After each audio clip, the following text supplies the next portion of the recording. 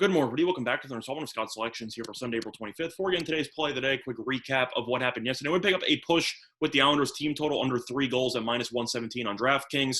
Pretty interesting game. Capitals ended up allowing 2 power play goals, even though the Islanders power play is awful, and the Capitals penalty kill is a top 10 penalty killing unit in the league.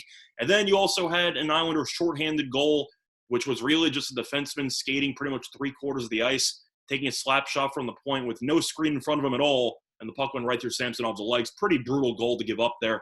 But we ended up picking up a push, and we'll look for a winner here on Sunday. And for the play of the day, we're going to be looking at a daytime baseball game between the Cincinnati Reds and the St. Louis Cardinals. And for the play of the day, we like the Cardinals team total over 3.5 runs at minus 104 on DraftKings. Time recording of 9:37 a.m. Eastern Time. And that game will be taking place at 2:15 p.m. Eastern Time. A couple reasons why I like the Cardinals team total in this spot. First of all, you have Luis Castillo on the mound for Cincinnati. However, so far this season, he has been more of a big name pitcher than a big game pitcher. You look at Castillo's numbers, pretty underwhelming. 6.05 ERA so far this season with a 1.66 whip. So he's really been struggling pretty much in every single start. And Cincinnati has allowed at least 4 runs in each of Castillo's first 4 starts. So even when Castillo actually pitches relatively well, Cincinnati's bullpen has been so bad that they really just continue to struggle even when Castillo gets taken out of the game. Now you look at who's going to be starting for St. Louis. I know it's not going to matter for the sake of this team total. However, it depends how much you buy into the run support theory. And Jack Flaherty is going to be starting for St. Louis. And it is worth mentioning the Cardinals have scored at least 7 runs in each of his first 4 starts. Now, first of all, I do buy into the run support theory. I mean, we've talked about it on the joint show ad nauseum about how DeGrom ends up starting all the time and he gets no run support. But you look at Flaherty, whenever he pitches, he's 3-0 with a 3.8 or so ERA. It's because the Cardinals really score a lot of runs for him. And if they score 7+ runs in each of the first 4 starts and have faced off against Castillo, who's been pretty underwhelming, I do think that bodes well for St. Louis's offense in this spot. Now, you look at Castillo, not only has he struggled so far this season, but he has already faced the Cardinals in actually his first start of the season, and he got absolutely shelled.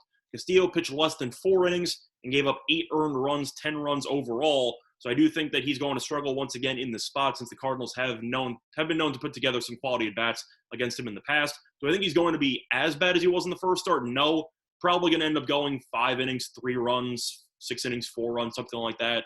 But even if Castillo does pitch well, we are definitely still alive because Cincinnati, and the main reason why this team has been on a decent losing streak, is because this bullpen is awful. Cincinnati has a 5.51 bullpen ERA, which is the 3rd worst in the entire league. So even if Castillo pitches well, Cincinnati's bullpen has been getting killed, and I do think that St. Louis could piece together a couple of runs in the last couple of innings.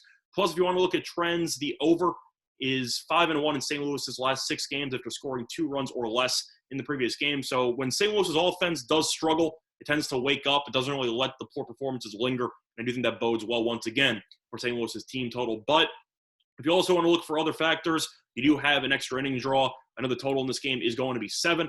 But, of course, at 3-3, you do pick up an extra inning opportunity there with a guy on second base. So if you get to 3 runs here, there's a pretty good chance that St. Louis is going to end up cashing an extra run in the 10th, which could be the, I'd say, extra piece of offense you need in order to cash this. But I do think St. Louis should end up doing pretty well, and definitely 3.5 is a little bit too low. Probably should be around 4, 4.5. The play of the day, once again, here for Sunday, April 25th, is going to be on the St. Louis Cardinals team total, over 3.5 runs at minus 104 on DraftKings. That's been this installment, Scott. Looking to all of you and respective bets today. Bye, everyone.